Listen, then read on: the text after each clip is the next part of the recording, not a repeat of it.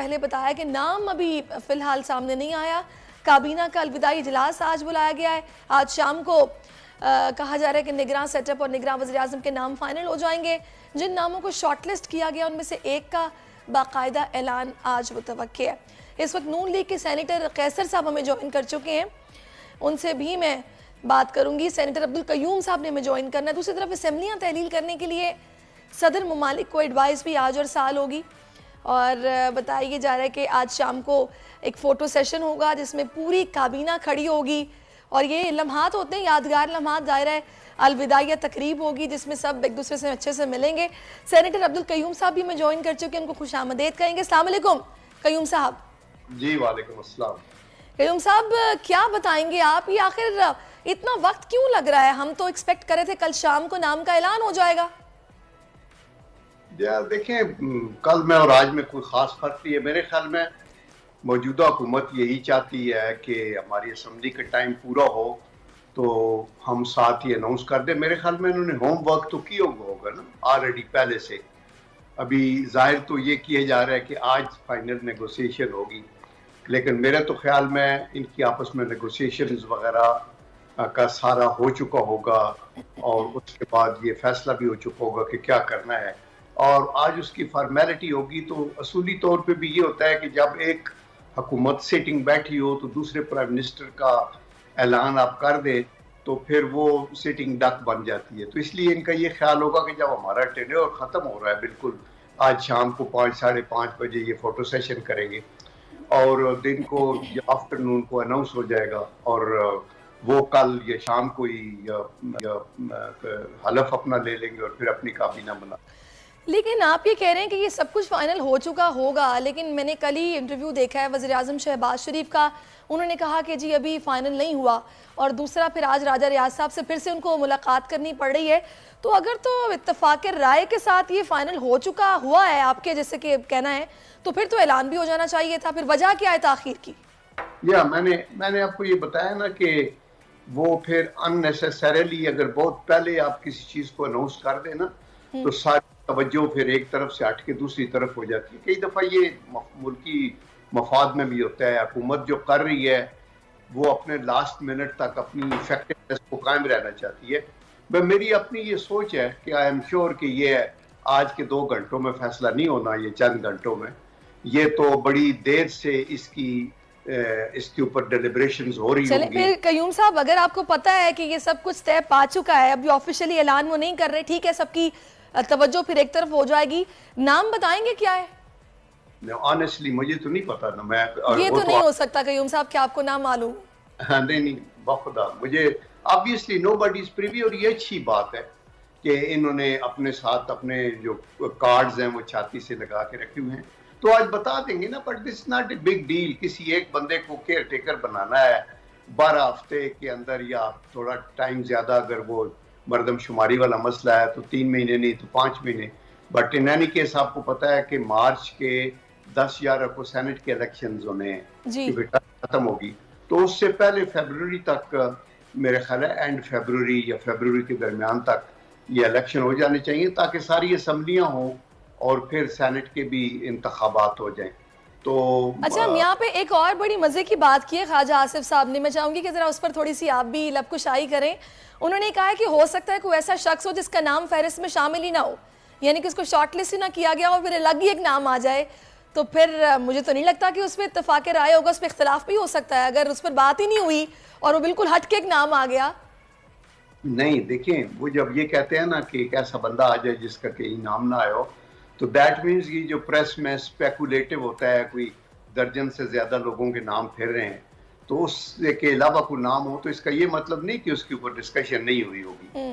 That means के सारी चीज डिलिब्रेट होके एक चीज पे इन्होंने होम ऑन करके अपने तौर पे सोचा होगा। ये कोई छोटी जिम्मेदारी तो नहीं है, बिल्कुल बहुत बड़ी रिस्पॉन्सिबिलिटी है, और बहुत ही एक कोना मश्क किस्म का ऐसा बंदा हो जो इफेक्टिव हो, गैर जानबदार हो, जिसको ये मईशत के मुतल्लिक भी एक आइडिया हो, जिसको अपनी इंटरनल सिचुएशन का अदराक हो, जिसको रीजनल और बैनुल अक़वामी सिचुएशन का भी पता हो।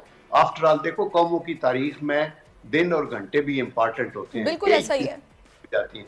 तो इसलिए अगर जो आप देखें 4-5 महीने अगर किसी ने रहना है तो you have to be very careful. अच्छा, अभी जैसा कि आपने अब्दुल करीम साहब कहा ना कि दिन और घंटे बड़े कीमती होते हैं कौमों के लिए, अभी एक बात मैं चाहूँगी कि उस पर आप मुझे बताइएगा कि क्या सोचा जा रहा है, क्यों ये क़यास आराइयाँ पहले से ही की जा रही हैं कि इस साल राना सनाउल्लाह भी कह चुके हैं कि इलेक्शन नहीं होंगे, फिर कहा जा रहा है कि ये केयर टेकअप सेटअप जो है ये तवील होगा।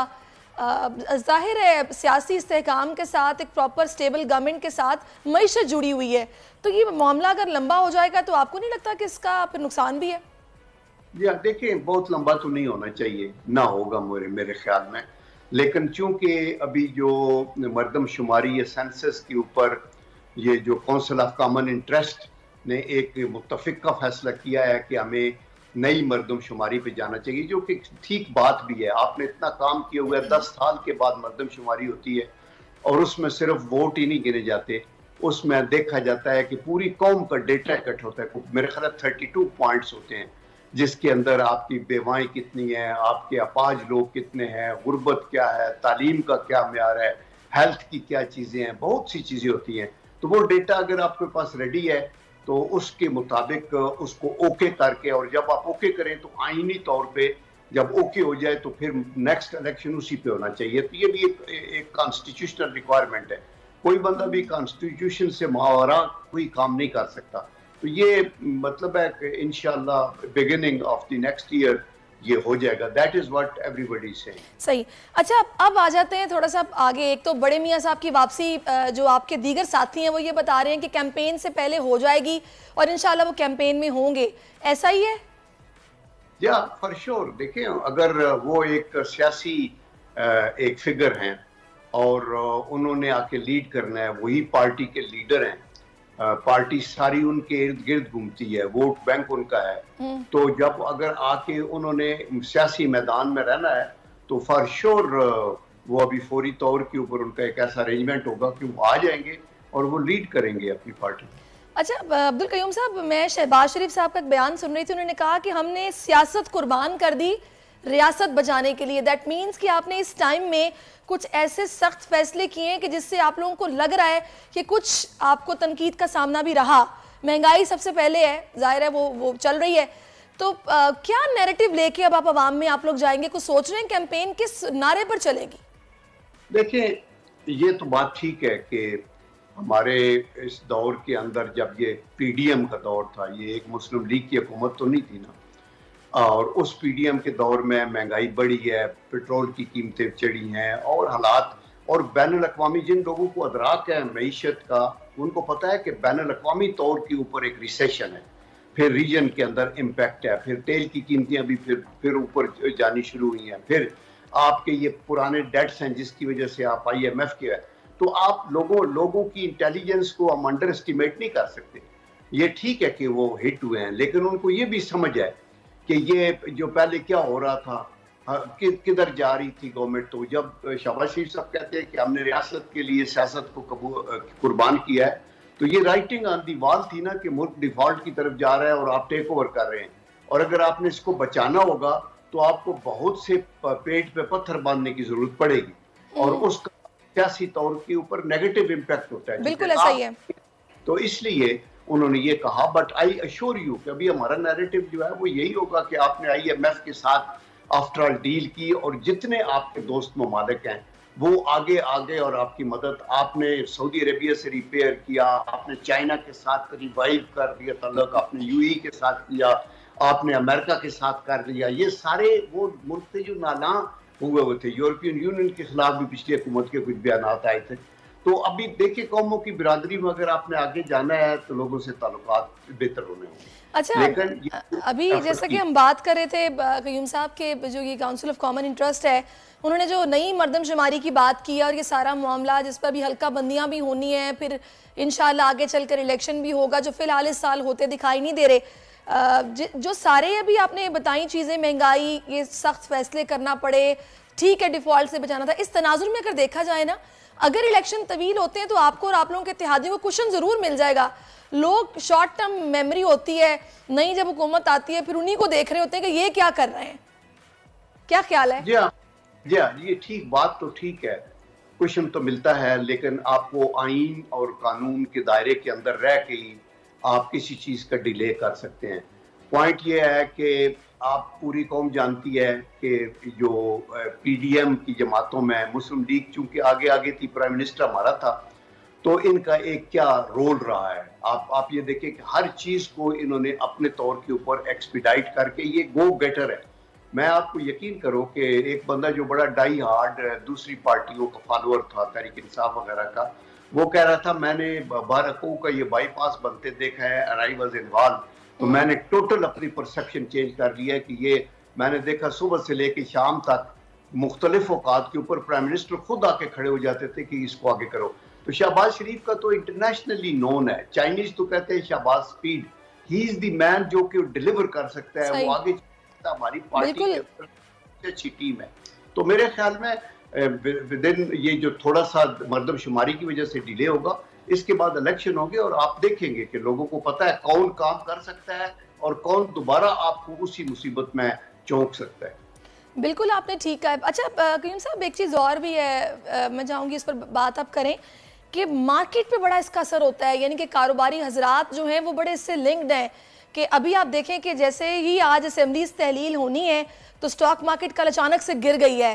कुछ दिन पहले हमने देखा कि एकदम बड़ा बूम नज़र आया, लेकिन अब ये जैसे ही ऐलान होगा ना नाम का, तो चीज़ें बड़ी चेंज होती हैं। तो किस तरह आप लोगों ने अपने सरमायाकारों को इन्वॉल्व रखना है कि आगे केयर टेकअप सेटअप में बड़ा वाइजली चलना पड़ेगा?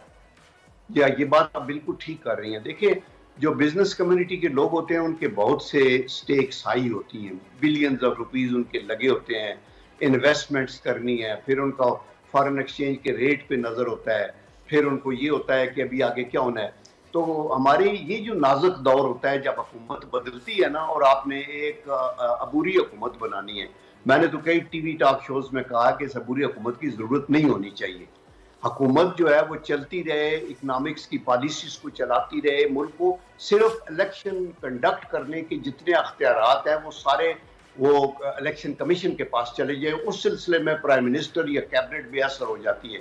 ये दुनिया के 200 से ज्यादा ममालिक हैं, 4-5 मुल्कों में सिर्फ ये पूरी हुकूमत वाला मसला है, उसको सिलेक्ट करो तो करो। आप देखिए इंडिया के अंदर भी नरेंद्र मोदी टिल एंड रहेगा और पता लगेगा क्या होगा, लेकिन इलेक्शन कमीशन मुअस्सर होगा, अदालतें मुअस्सर होंगी, अकाउंटेबिलिटी का सिस्टम होगा।